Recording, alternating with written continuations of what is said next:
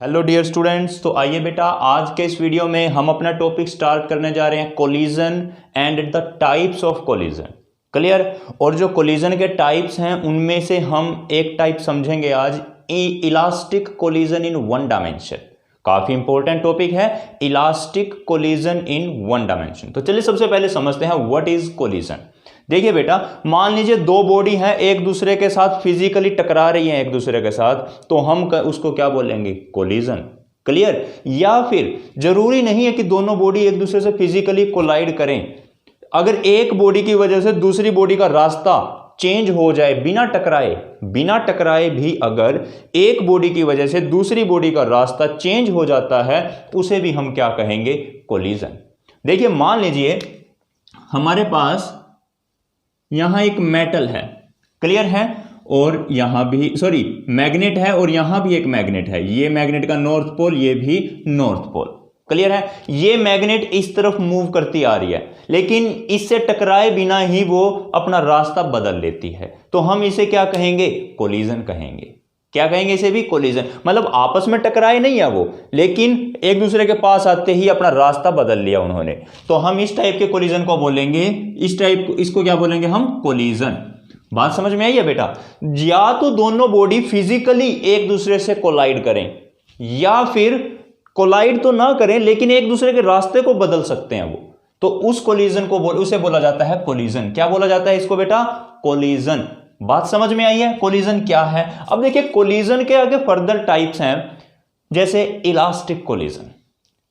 कुछ दो तीन टाइप्स है, और भी कई टाइप है, लेकिन हम जो समझेंगे वो मेनली तीन चीजें समझने वाले हैं यहां पर। सबसे पहले है इलास्टिक कोलिजन। मान लीजिए एक बॉडी दूसरी बॉडी से टकराई, ठीक है, और वहां पर टोटल काइनेटिक एनर्जी कंजर्व्ड है, ना कम हुई ना ज्यादा हुई, तो इस टाइप के कोलिजन को बोला जाएगा इलास्टिक कोलिजन।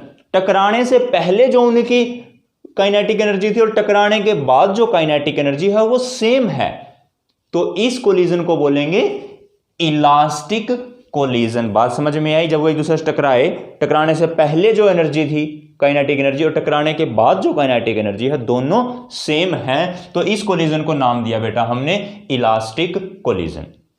अब इसके कुछ कैरेक्टरिस्टिक्स हैं इलास्टिक कोलिजन के, वो क्या हैं कि यहां पर मोमेंटम कंजर्व्ड रहता है। इलास्टिक कोलिजन में टोटल मोमेंटम क्या रहेगा? कंजर्व्ड। दूसरा, टोटल एनर्जी भी कंजर्व्ड रहेगी। टोटल एनर्जी हमेशा कंजर्व होती ही है, कोई भी कोलिजन हो चाहे। मोमेंटम भी कंजर्व रहता है। तीसरा, काइनेटिक एनर्जी भी कंजर्व्ड है, क्योंकि हमने बोल दिया ना काइनेटिक एनर्जी में कोई लॉस ही नहीं हो रहा, तो यानी कि टोटल काइनेटिक एनर्जी क्या है? कंजर्व्ड। और जो मेन बात ये कि आपने याद रखनी है, इलास्टिक कोलिजन के अंदर जो फोर्सेस होंगे वो हमेशा कंजर्वेटिव फोर्स होंगे बेटा।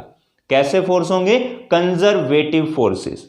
The involved forces are conservative. Clear है? इलास्टिक कोलिजन में जो फोर्स इन्वॉल्व है वो कौन से हैं? कंजर्वेटिव फोर्स हैं। नेक्स्ट, मैकेनिकल एनर्जी यहां किसी दूसरी फॉर्म में नहीं कन्वर्ट होती। देखो जब क्या होता है, दो बॉडी टकराती हैं, जनरली हीट प्रोड्यूस होती है, ठीक है, लेकिन यहां पर वो हीट भी प्रोड्यूस नहीं होगी, ना कोई साउंड प्रोड्यूस होगी। मतलब मैकेनिकल एनर्जी का किसी और दूसरी एनर्जी में कन्वर्ट नहीं हुई, ठीक है। मैकेनिकल एनर्जी में के मतलब ना तो उससे कोई लाइट प्रोड्यूस हुई, ना कोई हीट प्रोड्यूस हुई, ना कोई साउंड प्रोड्यूस हुई। जब वो टकराएंगी साउंड भी नहीं आएगी, ठीक है, हीट भी नहीं आएगी वहां। तो क्लियर है? मैकेनिकल एनर्जी कन्वर्ट नहीं होती इसमें। एग्जाम्पल क्या है? जब एटॉमिक सब एटॉमिक पार्टिकल, ये सब एटॉमिक पार्टिकल जब एक दूसरे से टकराते हैं, जैसे एटम्स के अंदर क्या क्या पार्टिकल्स हैं, जैसे इलेक्ट्रॉन है, प्रोटॉन है, न्यूक्लियस है। इलेक्ट्रॉन किसी न्यूक्लियस की तरफ आ रहा है, तो वो जो कोलिजन है होगा इनके बीच में, उसे क्या बोलेंगे बेटा हम? Elastic collision. क्या बोलेंगे? Elastic collision. सब एटॉमिक पार्टिकल में जो टकराव होगा उसी को बोला जाएगा इलास्टिक कोलिजन। नेक्स्ट है इन इलास्टिक कोलिजन। इसका अपोजिट है, इसमें तो काइनेटिक एनर्जी का लॉस नहीं हो रहा था, लेकिन इन इलास्टिक कोलिजन में काइनेटिक एनर्जी का लॉस होगा। अगर टोटल काइनेटिक एनर्जी का कुछ ना कुछ लॉस हो रहा है, यानी कि लॉस होकर के वो किसी और फॉर्म में कन्वर्ट हो गया, तो उसको बोलेंगे हम इन इलास्टिक कोलिजन। अब यहां पर देखिए मोमेंटम इसमें भी कंजर्व था इलास्टिक में, इन इलास्टिक में भी कंजर्व है। टोटल एनर्जी इसमें भी कंजर्व्ड थी, यहां भी कंजर्व्ड है, ये तो कंजर्व रहेंगी, लेकिन काइनेटिक एनर्जी कंजर्व नहीं होगी। और एक मेन बात, यहां पर इलास्टिक में क्या था, मैकेनिकल एनर्जी किसी दूसरी एनर्जी में कन्वर्ट नहीं होती थी, लेकिन यहां पर जब दो बॉडी टकराती हैं तो टकराने से साउंड भी आएगी, हीट भी निकलेगी, लाइट भी निकल सकती है टकराने। जैसे दो पत्थर आपस में टकराते हैं तो क्या कर होती है, लाइट निकलती है, वहां से आग निकलती है। क्लियर है? तो उनकी मैकेनिकल एनर्जी कन्वर्ट हो गई हीट में और लाइट में, ठीक है। और साउंड भी निकालेंगे, वो साउंड भी प्रोड्यूस होगी। तो बात समझ में आई है ना? तो यहां पर मैकेनिकल एनर्जी का कुछ हिस्सा कन्वर्ट हो जाता है हीट, लाइट, साउंड या किसी और एनर्जी में। क्लियर? और इसका एग्जांपल देखिए, जब दो गाड़ियां आपस में टकराती हैं, व्हीकल्स दो आपस में टकरा गए, तो वो हो गया कैसा कोलिजन, इन इलास्टिक कोलिजन। बात समझ में आई है बेटा? तो नेक्स्ट थर्ड पार्ट है आपका परफेक्टली इन इलास्टिक कोलिजन। कैसा? Perfect in elastic collision. अब देखिए परफेक्टली इन इलास्टिक कोलिजन क्या है, एक बॉडी आई दूसरी बॉडी से टकराई लेकिन टकराते उससे चिपक गई और अब उसके साथ ही मूव करेगी। एक बॉडी थी, दूसरी बॉडी आई, इससे टकराई, अब ये इससे अलग नहीं होगी, इसी के साथ चिपक चुकी है और दोनों एक साथ मूव करते हैं। तो इस कोलिजन को बोला जाएगा परफेक्टली इनइलास्टिक कोलिजन। अब इसका एग्जांपल समझिए, एक लकड़ी का बॉक्स है बड़ा सारा, ठीक। अब उसके अंदर क्या हुआ, वुडन लकड़ी का ब्लॉक है, सॉरी एक, ठीक है। उसके अंदर क्या हुआ, हमने बुलेट फायर करी, बंदूक से जैसे गोली जाएगी उस ब्लॉक के अंदर फंस जाएगी और उससे बाहर नहीं गई वो, ठीक है। तो ये अब दोनों एक साथ मूव करेंगे ना, जैसे बुलेट उसके अंदर जाएगी लकड़ी के टुकड़े में, अब दोनों एक साथ आगे मूव करेंगे, ठीक है। बुलेट उससे अलग नहीं गई अब। तो इस कोलिजन को क्या बोला जाएगा, परफेक्ट इन इलास्टिक कोलिजन। बात समझ में आई है बेटा? तो आई होप कि आपको ये सारा समझ में आ चुका होगा। अगर किसी को कोई डाउट है तो वो पूछ सकता है और वीडियो को पॉज करके आप इसको नोट डाउन कर लीजिए।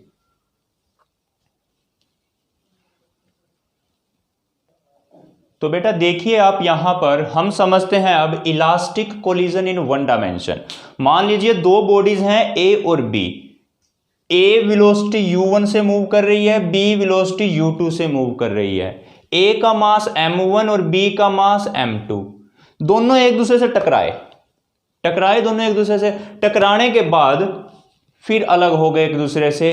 ये वेलोसिटी v2 से आगे चला गया और ये वेलोसिटी v1 से, और ये कोलिजन एक ही डायमेंशन में होगा। क्लियर? तो सबसे पहले हम मान के चले कि u1 की वेलोसिटी u2 से बड़ी है, u1 की वेलोसिटी ज्यादा है और u2 की वेलोसिटी कम, तभी तो एक दूसरे से टकरा पाएंगे ये, ठीक है। अगर इसकी वेलोसिटी कम होगी तो ये इस तक पहुंच ही नहीं पाएगा। तो हमने मान के चला कि इसकी वेलोसिटी इससे ज्यादा है, तो दोनों एक दूसरे से टकराए, टकराने के बाद ये एक दूसरे से अलग तभी हो पाएंगे जब ये ज्यादा वेलोसिटी से मूव करे और ये कम वेलोसिटी से।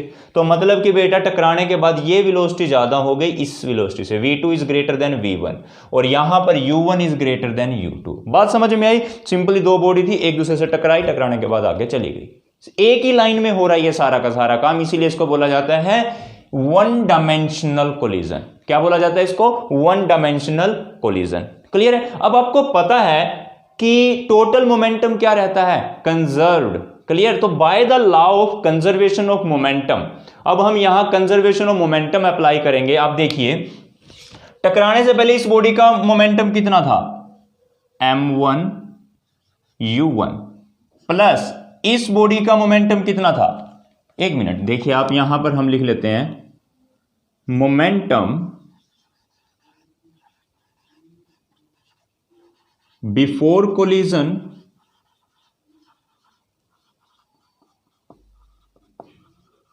इक्वल आएगा किसके, मोमेंटम आफ्टर कोलिजन। क्लियर है ना बेटा? देखो टकराने से पहले जो मोमेंटम है और टकराने के बाद जो मोमेंटम है दोनों एक दूसरे के क्या होंगे, इक्वल। अब इस बॉडी का मोमेंटम देखिए आप m1 u1, प्लस इस बॉडी का मोमेंटम देखिए आप m2 u2, ये इक्वल आएगा किसके, देखिए टकराने से पहले का मोमेंटम इसका और इसका दोनों को ऐड कर दिया, बराबर है मोमेंटम आफ्टर कोलिजन, यानी कि टकराने के बाद इसका मोमेंटम और इसका मोमेंटम ऐड कर लो। मोमेंटम होता है mass into velocity plus mass into velocity. बेटा मैंने पहले भी मैं कई बार समझा चुका हूं, यहां भी एक बार आपको दोबारा से समझा रहा हूं। ये u और v इनको अच्छे से बनाया करो, इनकी शेप। कई बच्चों को समझ नहीं आता u कौन सा है और v कौन सा है, तो पहले ही देख लीजिए u को अलग सी शेप देनी है एक, और वेलोसिटी को ये वाली शेप दे दो आप। ठीक है, मेरा तो क्या चलो समझ में आ रहा है, यहां से आप लोगों का समझ नहीं आता कई बार, तो उससे गलती हो जाती है, समझ नहीं आता u क्या है v क्या है, सब मिक्स कर देते हो, खिचड़ी पका देते हो। तो u और v दोनों की शेप बिल्कुल अलग अलग होनी चाहिए, या u कुछ ऐसे, क्लियर है ना। तो u की और v की दोनों की शेप बेटा अलग अलग होनी चाहिए, जिससे समझ में भी आए सारा सिस्टम। देखिए मोमेंटम कंजर्व हो गया, पहले का मोमेंटम और बाद का मोमेंटम सेम है, तो इसको हम नाम देते हैं इक्वेशन नंबर 1। क्लियर। अब 1 वाली टर्म एक तरफ, 2 वाली टर्म एक तरफ। देखो ये m1 u1 और ये m1 v1 इस तरफ आके minus m1 v1, clear, equals to m2 v2 m2 v2। ये वाली टर्म इस तरफ माइनस में आ जाएगी m2 u2। बात समझ में आई है ना बेटा। अब 1 वाली सारी टर्म हमने एक तरफ कर दी, 2 वाली सारी टर्म एक तरफ। यहां से m1 कॉमन लीजिए आप, u1 माइनस v1। ये v की शेप में अलग चेंज कर रहा हूं अब, ताकि वरना आप लोग गलती करते हो। यहां से m2 common v2 minus u2। ये हो गई बेटा आपके पास इक्वेशन नंबर 2। क्लियर है यहां तक। देखिए बेटा समझ में आ चुका होगा, कोई डाउट हो तो पूछ सकते हो आप। फिर इसके बाद पहले तो हमने ये अप्लाई किया law of conservation of momentum. अभी देखिए next, by the law of conservation of, या सिंपली लिख दिए by the conservation of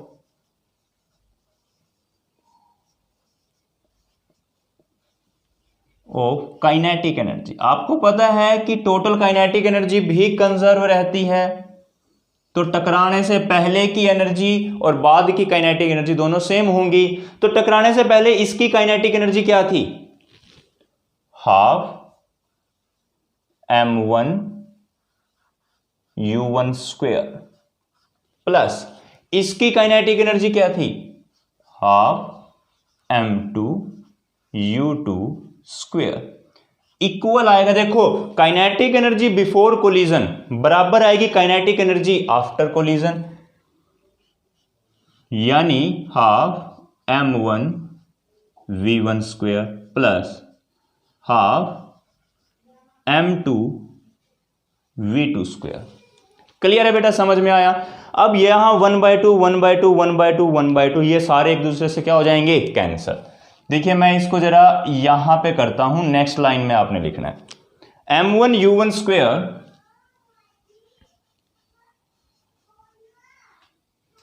plus 1/2 1/2 1/2 1/2 cancel हो जाएंगे कॉमन होके, यहां से m2 u2 स्क्वायर, ये इक्वल आया m1 v1 square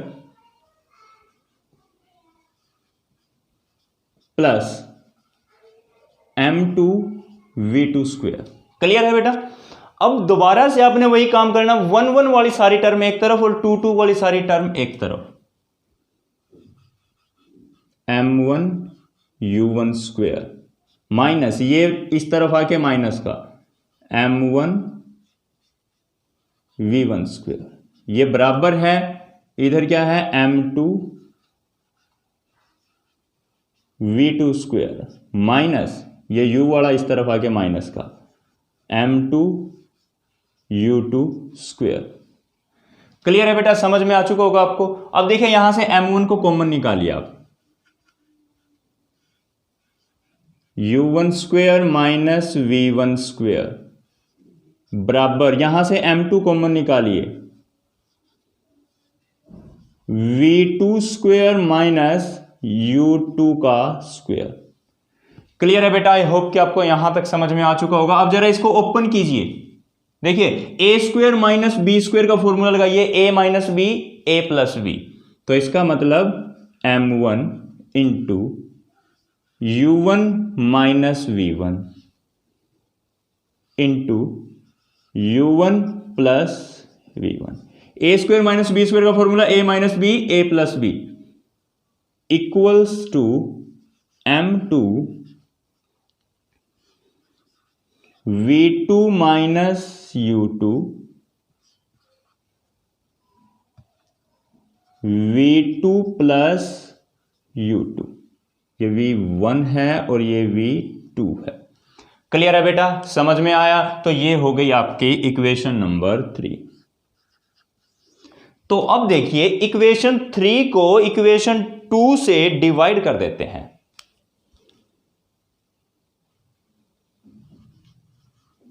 equation number 3 divided by equation number 2।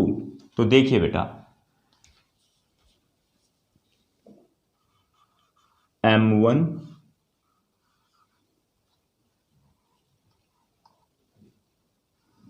u1 minus v1।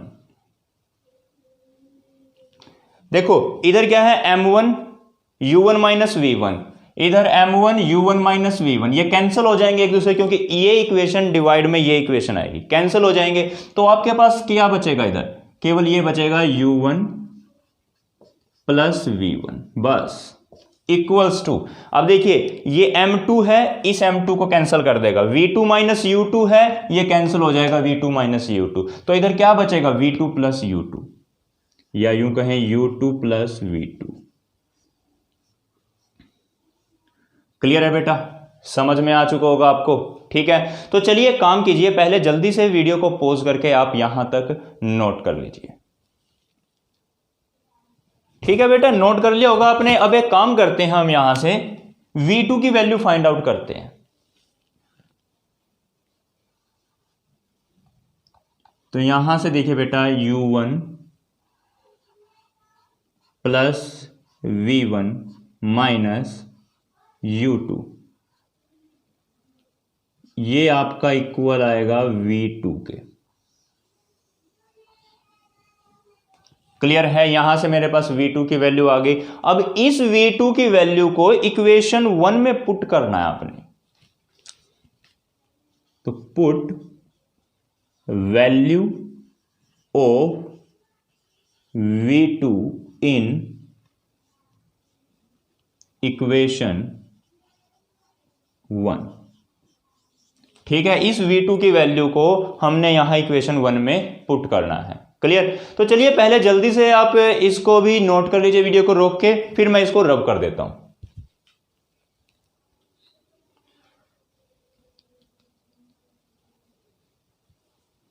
Clear है बेटा? नोट कर लिया होगा आपने। तो चलिए मैं इसको अभी रब कर देता हूं यहां से।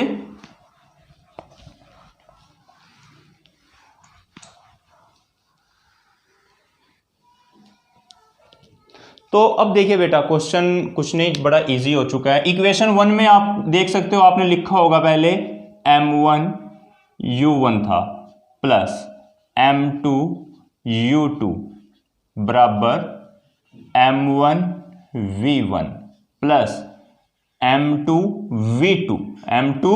v2। अब v2 की जगह तो हम ये वैल्यू पुट कर देंगे ना। देखिए अब u1 plus v1 minus u2। Clear है बेटा? ये हमने पुट कर दिया। बस अब आप पहले एक काम कीजिए, इसको आप सिंपलीफाई कीजिए, मतलब कि सारी ब्रैकेट्स को ओपन कर लीजिए। तो देखिए यहां से m1 u1 plus m2 u2 equals to m1 v1 plus m2 u1 plus m2 की v1 से मल्टीप्लाई, m2 v1, फिर इस m2 की u2 से माइनस m2 u2। तो देखिए बेटा, यहां तक आई होप कि आपको समझ में आ चुका होगा। क्लियर। अब एक काम कीजिए, जैसे u1 है, इनको सभी को आप एक तरफ लेके आइए, जितने भी u1 और u1 है। देखिए m1 u1 माइनस ये वाली टर्म इधर लेके आओ, m2 u1, एक साथ कर लिया इसको। अब इसके बाद u2 वाली टर्म भी एक साथ लेके आओ, प्लस m2 u2, और इधर u2 वाली टर्म ये रही, माइनस से प्लस में आ जाएगी m2 u2 इक्वल्स टू, अब यहां पर केवल ये और ये बच चुका है, एक ये वैल्यू और एक ये वैल्यू बची है। अब यहां से देखिए v1 कॉमन है दोनों में, v1, और ब्रैकेट में क्या आएगा m1 प्लस इधर से m2। समझ में आया बेटा? यहां से तो आपका v1 कॉमन, अंदर बच गया m1 plus m2, m1 plus m2, बाकी सारी टर्म हम इस तरफ ले आए। अब यहां पे देखिए u1 कॉमन है, u1, तो अंदर बचेगा m1 माइनस m2, प्लस यहां से u2 कॉमन है, तो अंदर बचेगा, सॉरी m2 u2, तो दो बार ही आ गया ना ये, तो 2 इंटू m2 u2, ये भी m2 u2, ये भी m2 u2, तो दो बार आ गया ना, बराबर v1 into m1 plus m2। तो देखिए बेटा, पहले आप ये बताइए, आपको यहां तक तो समझ में आ चुका होगा ये। अब कुछ भी नहीं है, क्वेश्चन अपना हो चुका है, ऑलमोस्ट सिंपल है। देखिए u1 इंटू, मैं इस टर्म को इधर डिवाइड में लेके आऊंगा, इधर लेके आऊंगा तो डिवाइड में हो जाएगा, तो m1 minus m2 upon m1 plus m2, फिर ये प्लस था, इधर क्या है 2 m2 u2, ये इधर भी डिवाइड में आ जाएगा, इसके भी m1 प्लस m2। तो बेटा ये वैल्यू आई है आपके पास v1 की।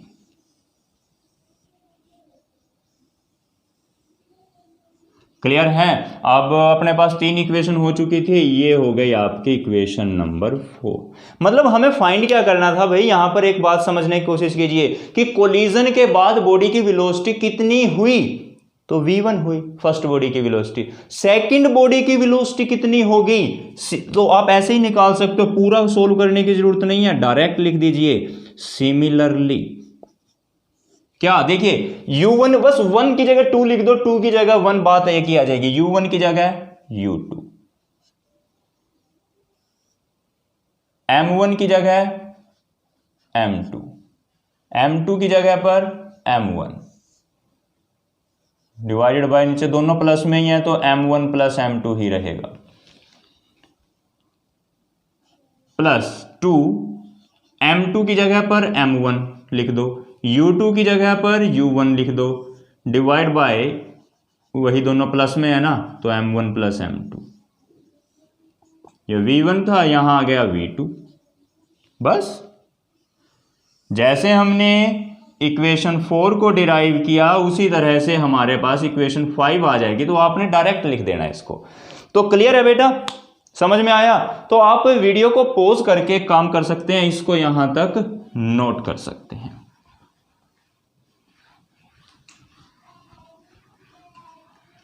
एक मिनट में एक काम कर देता हूं, यहां v2 की वैल्यू दोबारा लिख देता हूं जो भी हमारी आई थी, वरना v2 is equals to u1 plus v1 minus u2, ये वैल्यू आई थी ना, और ये वैल्यू हमने यहां पर पुट करी थी, तो फिर हमारा आगे आया था। तो वीडियो को पॉज करके बेटा आप जल्दी से इसको नोट कर लीजिए।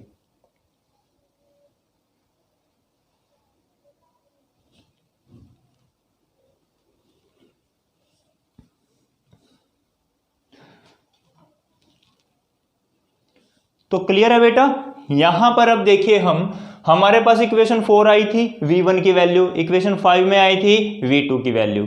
अब हम कुछ स्पेशल केस लेते हैं, अपना आंसर हो चुका टॉपिक, लेकिन हमें स्पेशल केस भी कुछ लिखने हैं यहां पर, इनसे भी कुछ पूछा जा सकता है। मान लीजिए कि दोनों बॉडीज का मास सेम था, m1 m2 दोनों सेम थे, दोनों का मास बराबर है m के इक्वल। तब वेलोसिटी v1 की वैल्यू कितनी होगी?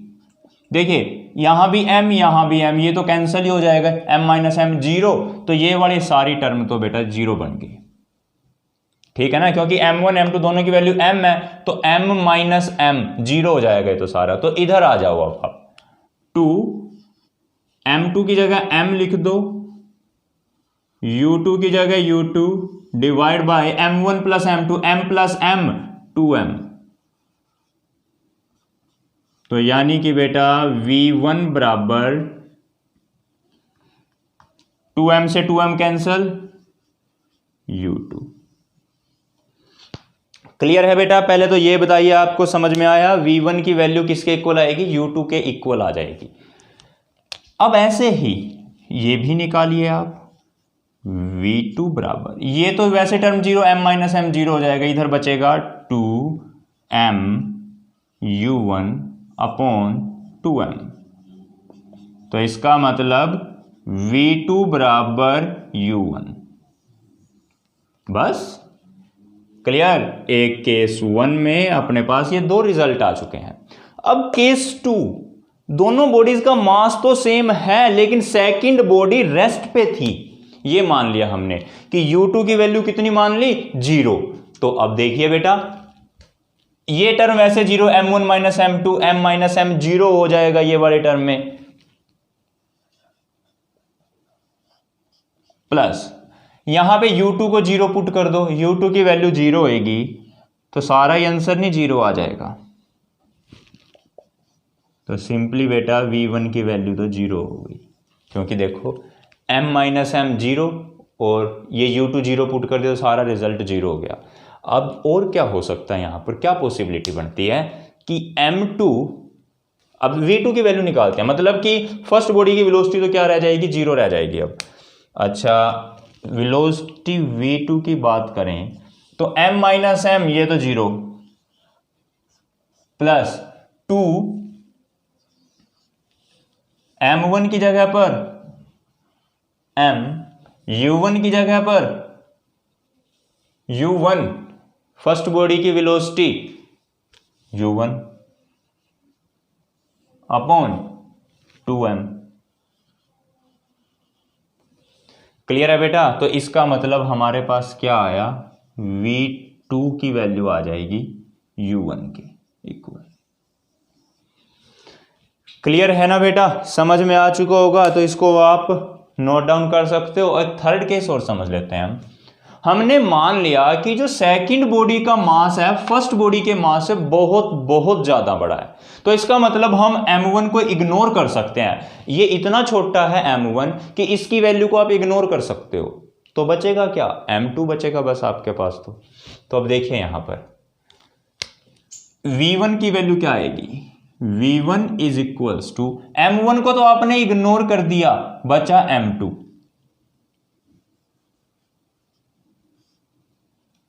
एक मिनट यहां पर बेटा आपके पास, हाँ ठीक है, ये माइनस का m2 बचेगा ना ऊपर, माइनस m2 डिवाइड, क्योंकि ये तो इग्नोर कर दिया आपने, नेग्लेक्ट 0 मान लिया इसको, मतलब बहुत कम है वैल्यू इससे, तो इसको इग्नोर कर दिया, तो माइनस m2 बचा। नीचे m1 को फिर इग्नोर कर दिया, नीचे बचेगा m2। क्लियर। यहां है u1, तो ये तो वैसे कैंसिल। अच्छा, प्लस u2 की वैल्यू आपने 0 पुट करेंगे तो यहां 0, तो इसका मतलब बेटा v1 की वैल्यू माइनस ऑफ u1 आ जाएगी। मतलब क्या इस बॉडी का? u1 पहली बॉडी ऐसे मूव कर रही थी, तो टकराने के बाद वो वापस उसी डायरेक्शन में आ जाएगी, क्योंकि माइनस ऑफ u1 से इक्वल है और अपोजिट डायरेक्शन है। तो v1, पहले तो देखिए बॉडी u1 वेलोसिटी ऐसे जा रही थी, टकरा के उसी वेलोसिटी से वापस आ गई। इसका मतलब ये है। क्लियर। अब ऐसे ही V2 की वैल्यू फाइंड आउट करते हैं। M2 बचेगा ऊपर, M1 को मैंने इग्नोर कर दिया, नीचे फिर M2 बचेगा, यहां U2 है, U2 की वैल्यू 0 है भाई, प्लस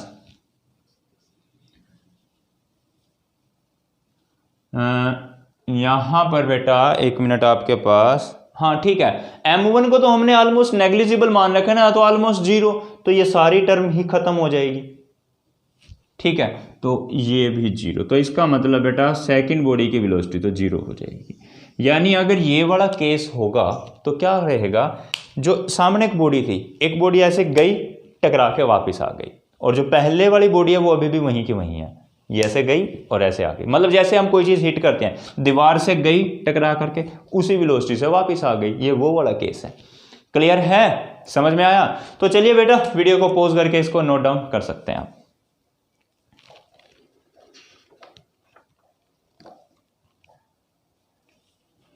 तो क्लियर है बेटा, नोट कर लिया तो ठीक है बेटा, मिलेंगे अपने नेक्स्ट टॉपिक के साथ हम नेक्स्ट वीडियो में, तब तक के लिए bye bye, thank you and have a nice day.